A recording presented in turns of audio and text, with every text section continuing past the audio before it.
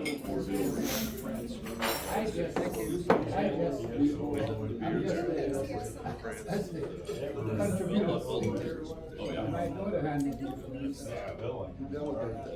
wouldn't do Belgian Christmas, but yeah, and the starter is expensive too. It's so loud. Welcome to the Rotary Club of Will Rogers, the friendliest club in District 6110.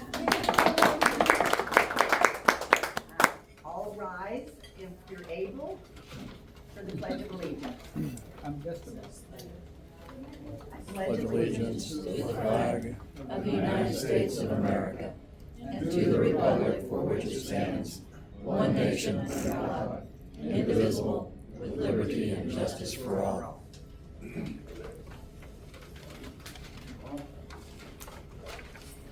We're starting the meetings now with some words of inspiration.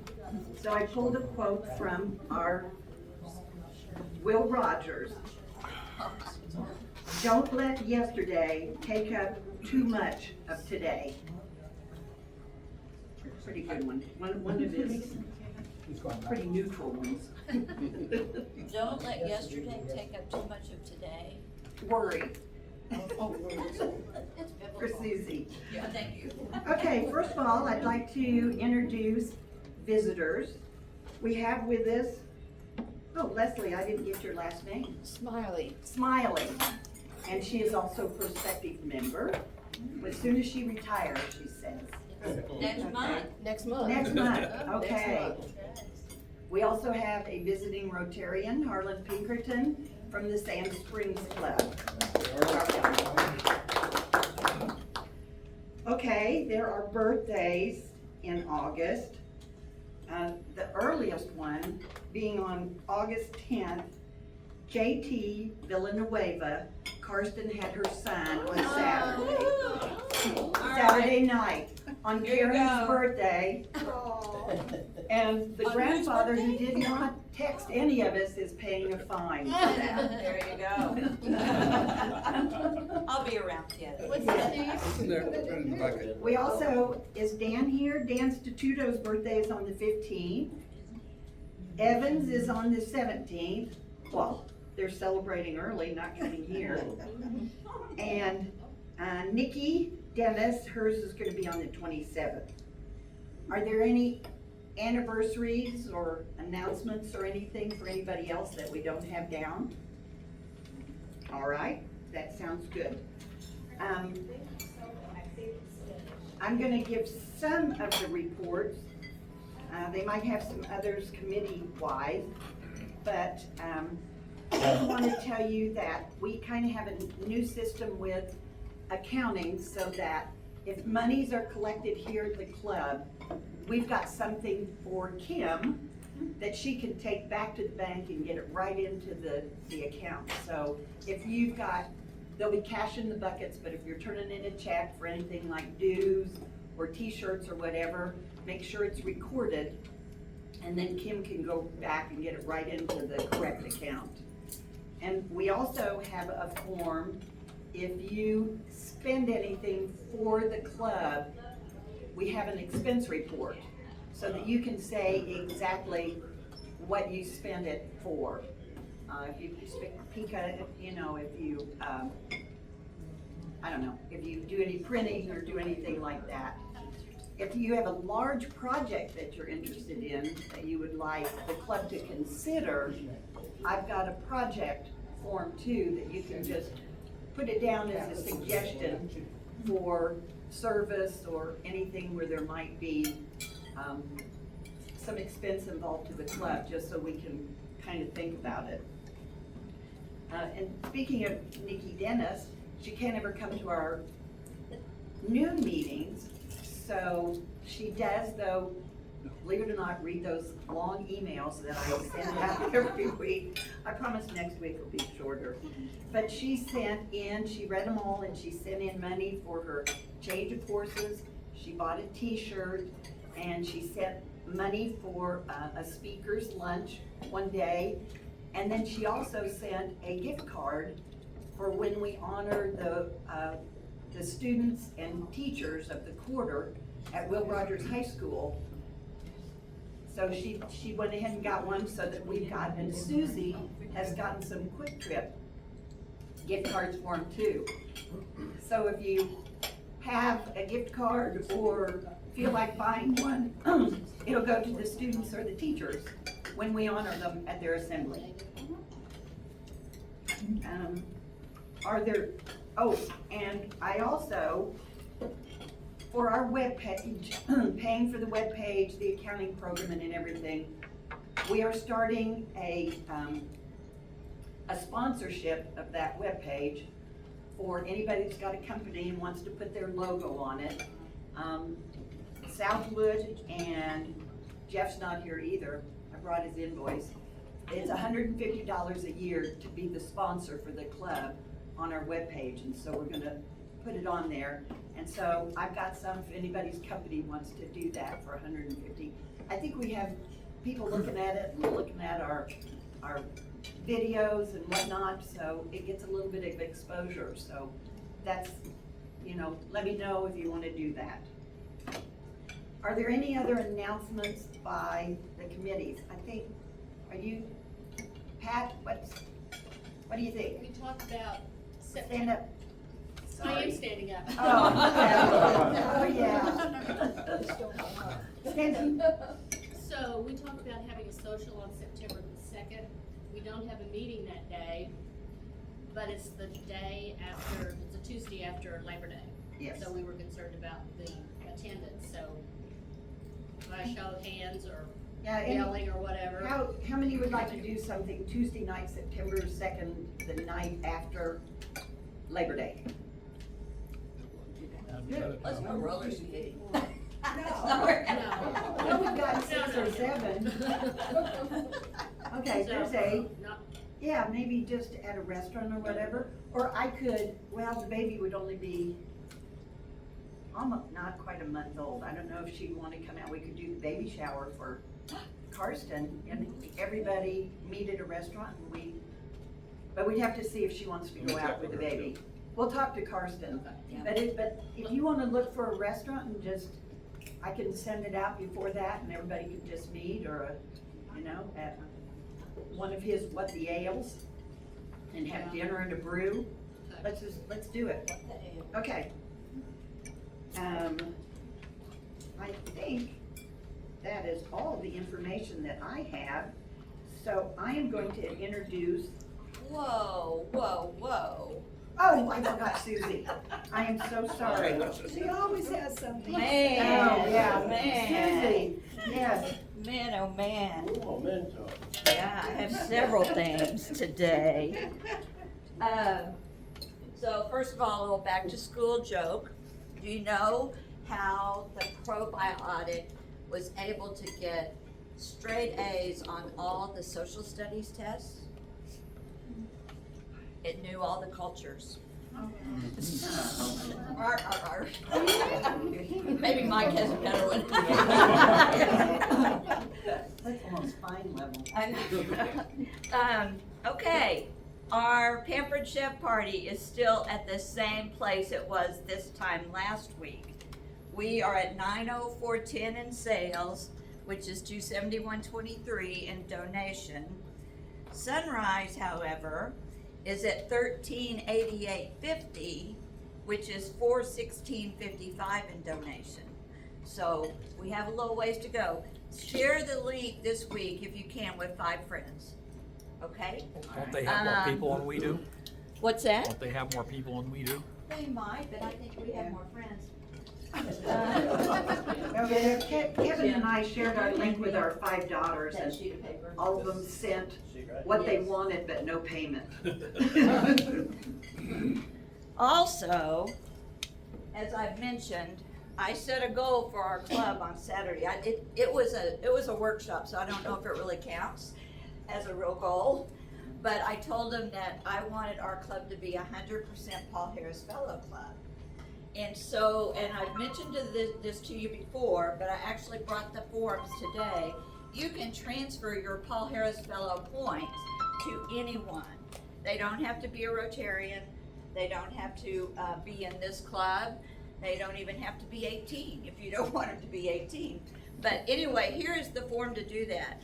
Every one of us who has been a Paul Harris Fellow has 1,000 points to transfer. So think about maybe sponsoring another one of our members or someone else to be a Paul Harris Fellow. But it'd be fun if we could all do it. And yes, the district governor, he meets with us on December 9th. And so it'd be nice if we had, part of our goals were Paul Harris Fellows and everything for him. Also, our district foundation chairperson will be the program on the 26th of this month. Yes. Kathy Webster, thank you, thank you. All right, Happy Bucks. When I was at the prior club last week, everybody had Happy Bucks. So I can't imagine that we're not any happier. Oh, thank you. Congratulations. I'm putting in because I get to take a little trip. Yay. It's been a month and a half. Anybody? Oh, what are you happy about, Kim? Nothing in Pacific, I'm just happy. She's just happy because we're the friendliest. Oh, what are you happy about, Stan? Me? Yeah. Oh, just doing what I do. You know what I do. How had was a good How trip? was your trip? Oh, I showed you the picture of Marvin the Marmot. Marvin the Marmot. Cool. Yeah. What are you happy about, Peter? I'm happy of being alive. Oh, yeah. Anybody else have, oh, Kevin's happy about something. What are you happy about? We have Jenny's niece and her husband and 3 boys coming tonight and spending the rest of the week at our the lake cabin, house. at the Yes. lake house in Keller. Oh, I fun. know. Where are they coming from? New York. Oh, all right. We told them it wasn't hot at all. Oh, that was mean. Don't worry about the heat. It's not in the Yeah. water. Yeah. It's not in the water. Well, I'm also happy that Mike's here, and so take it away, Jenny. Well, Tom is gonna do the honors of introducing Mike, and we all know Tom. He is our resident fabulous photographer, and now a second-time grandfather. So I will let him introduce our speaker, Mike.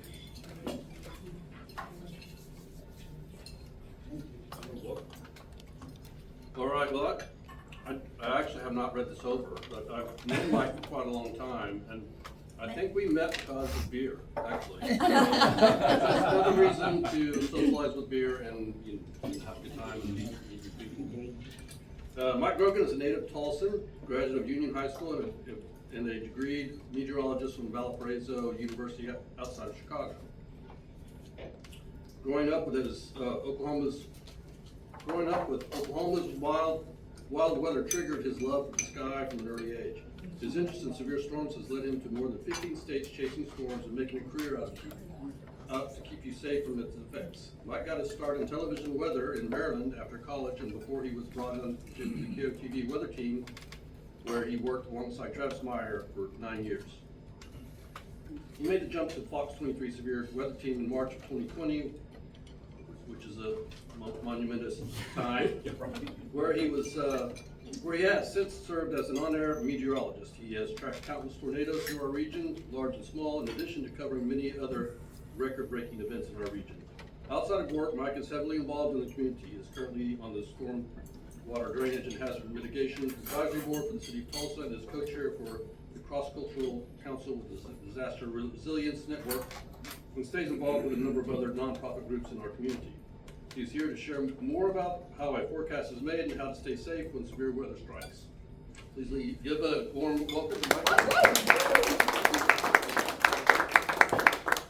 Well, thank you all for having me. It's a pleasure to get to share a little bit about my job and some of the behind-the-scenes elements. And at the end, I'll try and leave a few minutes for some questions if you have any just burning weather questions that you have. I mean, I think anybody often does. Like, how does that happen, you know? And I'll do my best to answer. But I wanted to focus today's little talk on how our forecast is made and just how our jobs are altogether, because a lot of you all will see a meteorologist like myself on TV providing the weather for a 3-minute segment on TV during a newscast. But there's a whole lot more that we do behind the scenes and other things that you may not even think about that might be interesting to you. But I'm going to start off with a little bit of a tour of my TV station, or at least where I work, so this will give you a sense of my environment in case you've never been inside a TV studio before. So I'm going to play this here. I'll hold the microphone up so you can hear the volume maybe a bit further. Hey everyone, Mike Grogan here, and I just wanted to give you a little tour of the Fox 23 Weather Center. We're going to start with where I get my day started, whether it's 2:30 in the morning or 2:30 in the afternoon. Whatever shift I'm on, I begin right here, putting together my forecast, looking at all the different amounts of data that come in from the past few hours, and I come up with a 10-day forecast that you see right here. And then I put that in our computer system, and then we make the maps. Eventually, we stand right up here at the green screen, which is where I tell you about the weather when you see me at home. How do I know where I point since it's a blank green wall behind me? Well, I know to look at the monitors off to the side like you see right there with that 10-day forecast. We can also see the map imposed upon the camera right there. So when I'm actually looking at the camera, I'm looking at myself with the map behind me right there. There are many other great tools here in the Weather Center. I want to take you back to the actual part of the Weather Center we spend most of our time in back here. Up on that screen, it's listing out where we have different watches and warnings and anything that might concern you at home. It's something that we might bring you in a cut-in on TV. That's showing up right there.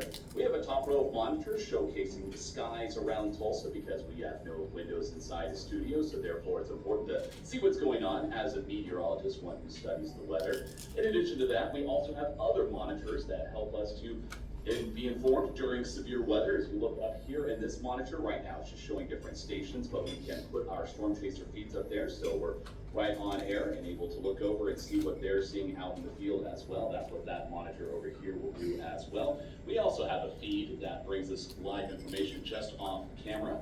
This can show us different data and allow us to communicate with the National Weather Service as well. It all takes place right here in the Fox 23 Weather Center where most of the activity happens, and we do have yet another green screen over here that will be used during wall-to-wall severe weather team coverage. Finally, I'll show you the rest of the studio in this direction. I hope I'm not making you dizzy. There is our desk for our main anchors to sit and read the news. We also have another set back here where sports and even ourselves in the weather department will be up there occasionally showcasing something related to the weather. I hope you enjoyed your little tour of the Fox 23 Weather Center. Now we're going to talk about Oklahoma weather. All right. So that's a little bit of behind the scenes where I work, just so you know the environment I'm in. I'm going to kind of walk you through how my forecast process goes. So with weather, it's always important to start with what's going on right now. So when I begin my day, I just did our midday show. So when I came in, the first thing I did was sit down and open up the computer and I look at current conditions. I see, wind speeds. I look at how, the clouds, rain, any of that is evolving. And then that's kind of my starting point for then creating a forecast, which I'm going to go back in after this and actually create the evening forecast for tonight. So this is going to be, again, how I kind of begin that process. Then I like to look at the overall view. And I'm showing you some high-level maps here that may not be quite readily understood if you're not in the field of meteorology. But what we have right here is an upper-level wind flow map, which shows the jet stream. That's not our current jet stream, but it does show basically the overall weather pattern. So it's good to kind of know the broad scale of what's happening because that is the driving force behind every storm system that comes through. So start with the big picture, start with the upper levels of the atmosphere. That's where we're kind of seeing all the movement of storm systems through.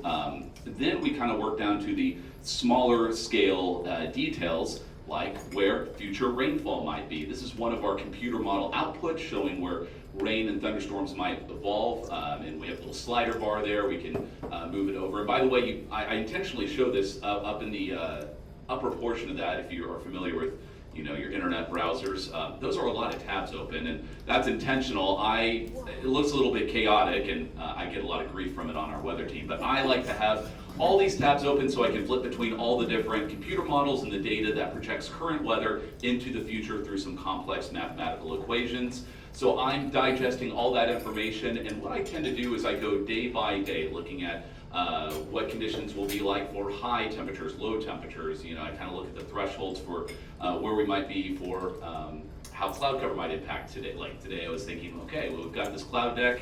How slow is it going to warm as a result of that lack of sunshine to some degree? And then we look at rain coverage and eventually decide on percentages of precipitation, especially factoring in how much time up to that storm system. If it's pretty far out in time, there's a lot more uncertainty because there's more variables that can change at a broader time range versus something that might happen this afternoon or tomorrow.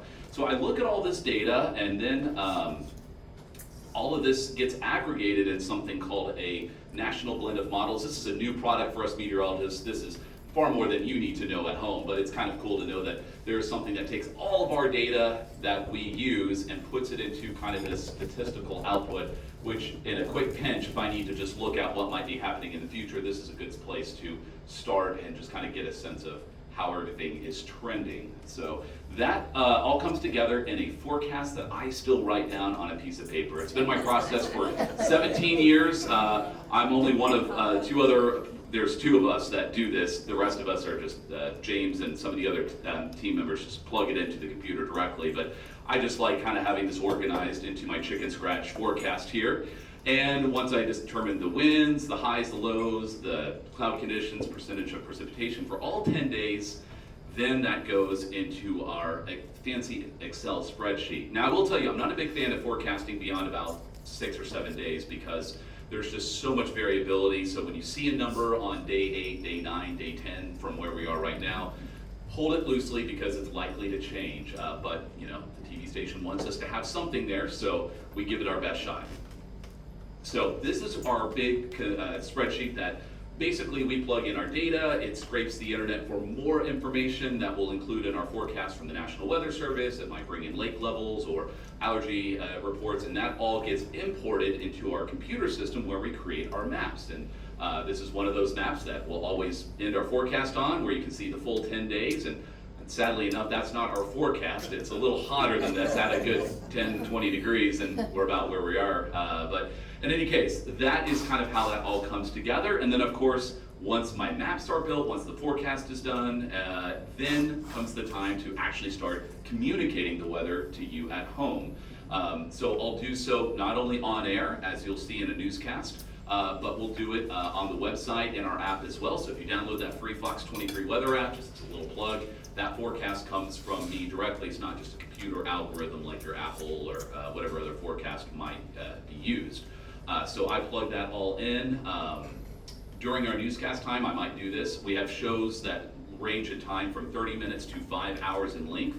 So during the 5-hour shows, you gotta have a lot more maps built to make sure you're not being too redundant in what you're saying. And that 5-hour show is a tough one. It starts at 4 a.m. and goes till 9 a.m. So by the time that's done, I collapse into the chair and I'm like, whew, that was the day already. So, but in any case, the same process goes for the morning and evening shifts. We also record weather for our radio partners. So we can do that from both our weather center, and we have some of our radio stations just in our same building at 27th and Memorial. So we might go down there and record like KRMG. Of course, one big component of what we do is severe weather coverage. And that is, of course, one of the most critical things that we do. It's why I got into the business. Growing up here in Tulsa, witnessing our wild weather, I really wanted to be a part of the process of keeping people safe. And this is one of the ways that we do so, by tracking tornadoes on TV. And I'm sure you guys have tuned in plenty of times to watch some of us do this work. And it can be, you know, a short 30-minute window of time that we're doing this, or it might be 5, 6, 7 hours straight. And that is a challenging thing, to continue to talk, to make sure you're making sense, to make sure you're communicating what needs to be told to the viewers, making sure you're not scaring them, but also informing them and urging them to respond in a way that keeps them safe. So there's a lot of things we're thinking about during severe weather coverage. And in that video I showed you earlier, we have those little pods next to the green screens, and that helps us to step just off screen to gather more information in the process, so we're not flying blind. We can communicate with the Weather Service, and they'll tell us what they're seeing, we'll tell them what we're seeing, And it's a very collaborative process that most people don't know about because we're really strong partners with our local weather service office, and they're the ones that issue our warnings and anything else that might be pertinent weather-wise. We're often a communicator on behalf of them as well. So we're very thankful for them and their partnership. And then, of course, after big events, we're sometimes in the field covering the disasters that take place around here. This was covering an anniversary of the 2017 Midtown tornado that I'm sure many of you all remember quite well, that August 9th, very unusual, but that's another component of what we do. I also will cover weather stories in depth, and this is something I'm going to do today for our 5 o'clock show. We'll break down something that's of interest about the weather, ongoing, try to be relevant. Yesterday I talked about why summer rainfall predictions are so challenging because storms will pop up, move very slowly, dump a whole lot of rain because hot air holds a lot more moisture, but 2 miles down the road you might get nothing. So some of us experienced that yesterday, in fact. So that's something we'll talk about. I'll today be talking about how today's the anniversary of Tulsa's highest temperature ever measured, 115 degrees. So we know it can be worse than what we have this summer at hand, and I'll showcase that today. Yeah. What year was that? 1936. So back in the dirty 30s when things were very hot and very dry in this part of the country.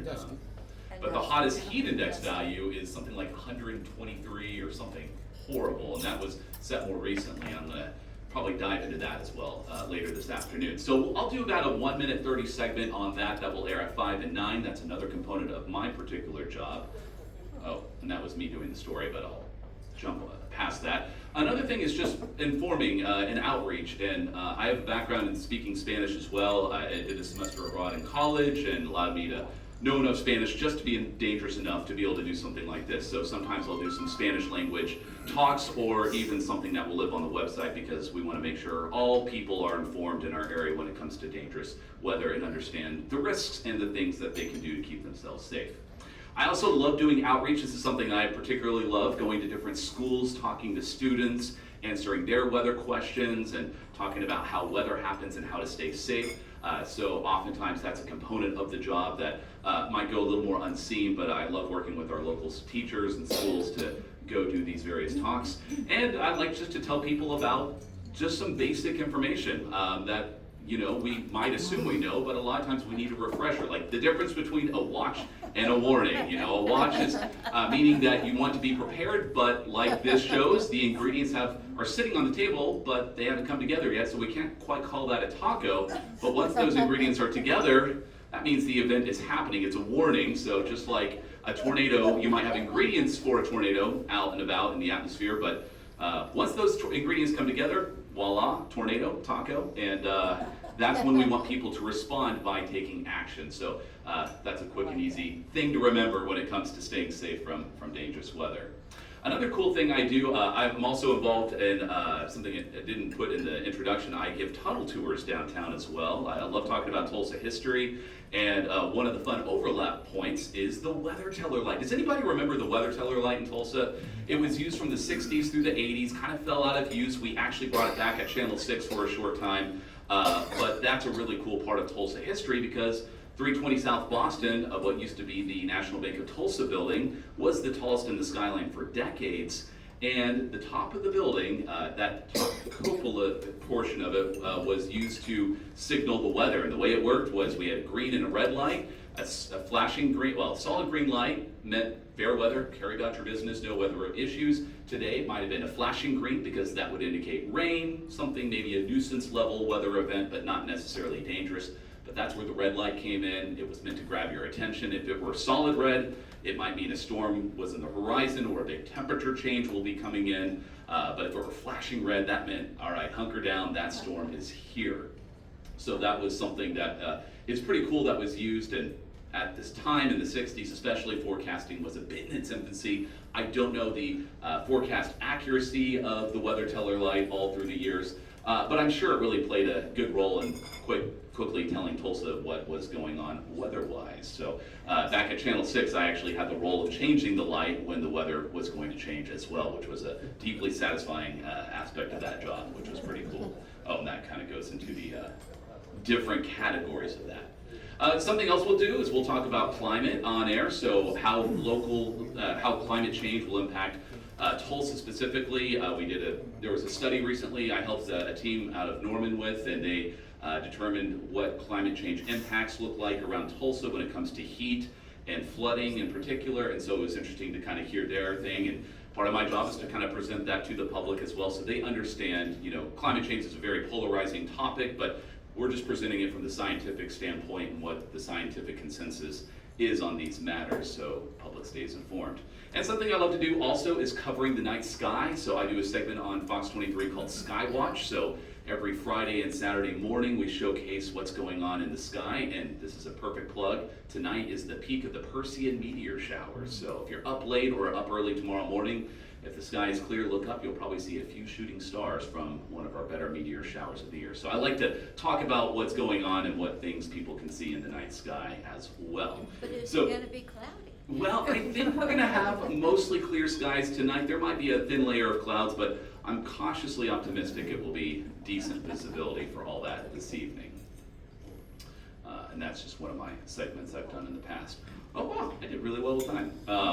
So that is kind of what my job entails. It's very multifaceted. That's one thing I love about the job, is that not only is the weather changing, so the circumstance I walk into daily is quite different, but also there are many components to the job, and I love especially the outward reaching ones, getting to speak to wonderful folks like you about the job and about weather, and doing outreach stuff as well. But yes, what questions can I answer for y'all? I saw your hand first. Thank you. What are the effects on the National Weather Service down in Norman as you all interface with it? Mm-hmm. Do they have funding cuts? Do they have them reinstated? So as you know, there have been a number of meteorology jobs cut throughout the United States in the National Weather Service and under NOAA altogether, and that's been a really sad thing to see, because it's one of the leanest organizations within the government, and I think it's like $1, like $3 or $4 of your daily or your yearly tax dollars go to this process.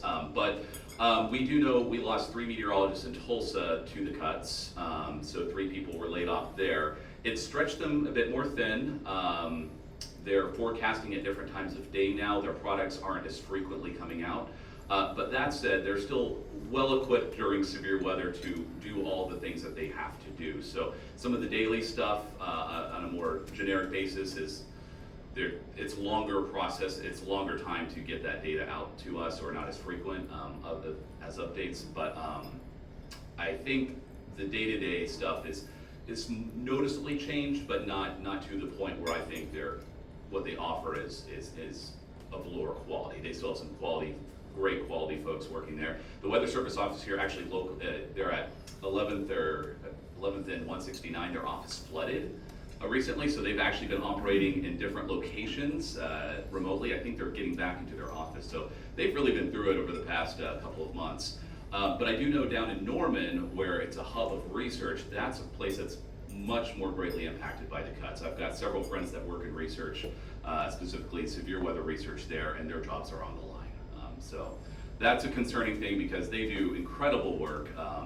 Really, the way that we have better lead time with tornado warnings, and even some of the products I use going into severe weather, they offer to us, so we're able to see the leading technology to predicting what's going to happen in the near-term future. There's a new thing called Born on Forecast system, and a friend of mine from college is one of the people behind it, and it projects a storm out for about 3 or 4 hours, and it's the most accurate thing I've ever seen. So that's on the line if we are going to be able to use that in the future or not. So my hope is they'll keep these critical services going. And I do know more recently they have brought more meteorologists back in. I think some of that's in response to hurricane season now underway, so probably staffing up more of the coastal locations. But yeah, so I'm feeling for our meteorology friends though across the board, because a lot of them are in tenuous places right now. So hopefully that will come together.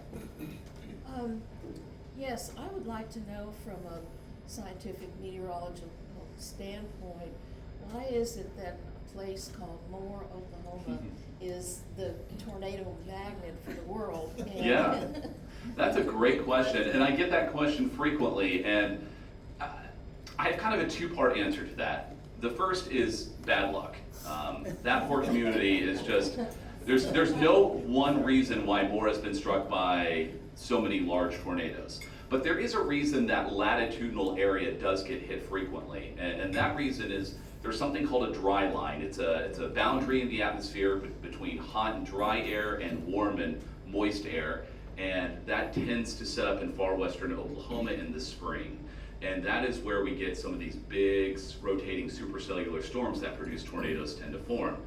So their average position, say west central Oklahoma, those storms fire up there by the time they reach maturity and are at their maximum point of organization, tends to be a little further east because prevailing winds during severe weather tend to be west or southwest to east or northeast. And so those storms reaching maturity tends to happen along I-35, and that would put places like Moore, Oklahoma City, Edmond, Guthrie, Ardmore, all the way up to Ponca City in a path where if those storms form, and then by the time they're rotating and quite organized, they might be dropping tornadoes in that stretch. But why it's Moore and not Guthrie, why it's not there, I think that's a bit more of the luck factor. One thing I have thought about is that upstream of Moore are the Wichita Mountains, and you get a little bit more lift when air hits a mountain range or some sort of terrain feature like that, and so that can be a point where storms are more readily forming, and if you follow an average path in the steering flow, it might take it towards that area. But I don't know if that's been proven, that's just a thought I've had, but the winds, it can come at any slightly change of different direction, and then that would really alter where that storm goes. So Moore's just had mostly bad luck, but that's why central Oklahoma is kind of the middle of where the worst of the tornadoes tend to happen. We used to get ozone alerts Yes. all the time. Yes. And I never hear that anymore. I may not be listening anymore, but. That's a great point, and it depends on the summer. So far this summer, we've not had a single ozone alert. It's still an ongoing program. It's, I believe, through INCOG, maybe, yes. And we work with those folks every year. Last year, we actually had a number of ozone alert days. Because we just had a really hot summer, and when the winds go light and combined with the hot sunny day, that's when those tend to be issued. We just haven't had many of those this summer. We've had a few days it's been kind of borderline. Even today, the winds being so light, I'm going to keep an eye on the air quality, see if we have any exceedance, but we've not had a single exceedance this year. Last year we had a whole host of them, and that was a concern that what happens if we jump on the dirty air list as a result. But thankfully, I think we've avoided issues, and it's been a program that still is quite solid. So we're often the way people hear about that, though. So if we have an ozone alert day, I will include that in all my weathercasts, because I think it's important for people to understand, like, hey, if you can hold off using your mower or carpooling or doing something like that, that can help our air quality. Yeah. Yes? I saw an article that said that this year is extremely humid compared to most. What is the cause of that, would you say? The higher humidity this year? Well, it really has to do with how much rain we've had. You think back to spring and early summer, we had about our wettest stretch on record going back 125 years. So all that rainfall goes into our ground, and during the day, the heat releases a lot of that moisture into the atmosphere. So a lot of that humidity literally comes from the vegetation and just the general ground around us, and kind of just hangs out in the air until a storm system can wipe that moisture away. And this time of year, we just don't get many cold fronts or things to remove that moisture, so we sit in this sauna kind of day in and day out. And the only way that changes, if we get a nice dry spell. We were kind of going into one until yesterday, and then we got a lot of rain in our area, so it's kind of revving up the humidity just a little bit further. So while this summer hasn't been hot as normal in terms of actual air temperature, that heat index, which factors in the humidity, has certainly been running quite high. So if you don't like humidity, this has been a rough summer. If you don't like just searing hot temperatures, it hasn't been quite as bad.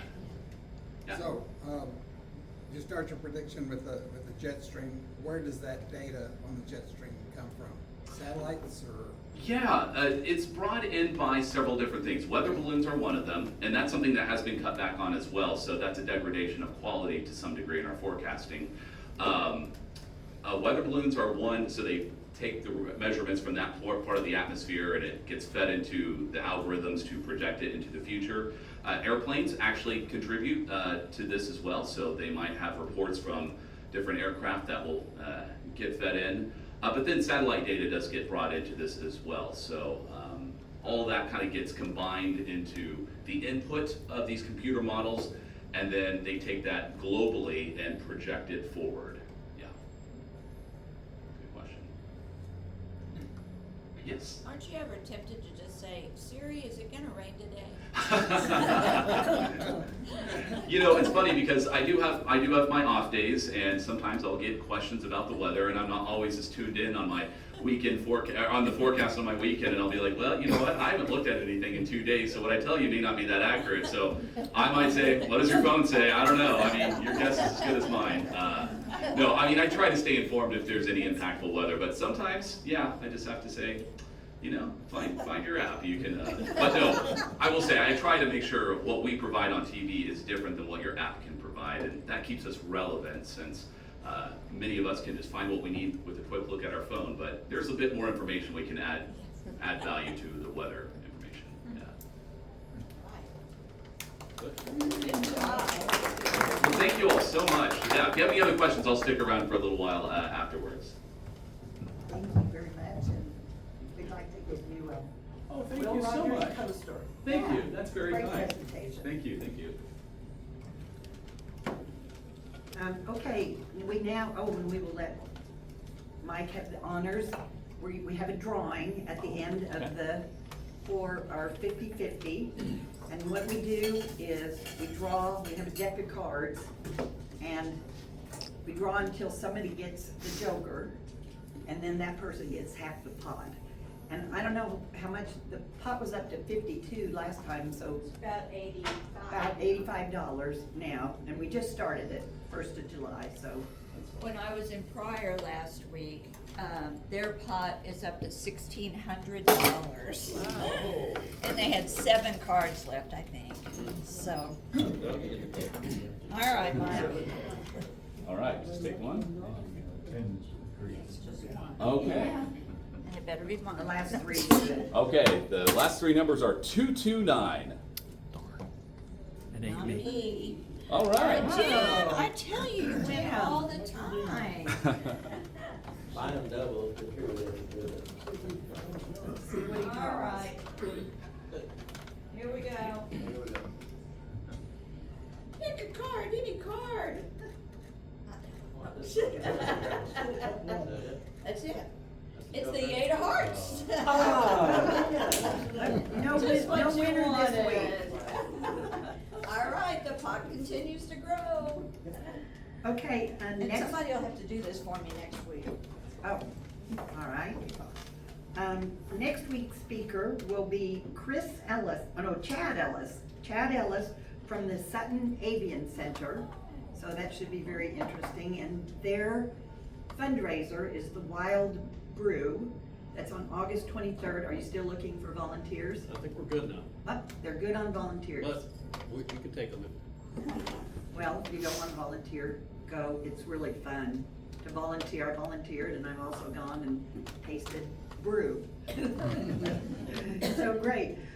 Okay, we will end the meeting with the 4-way test.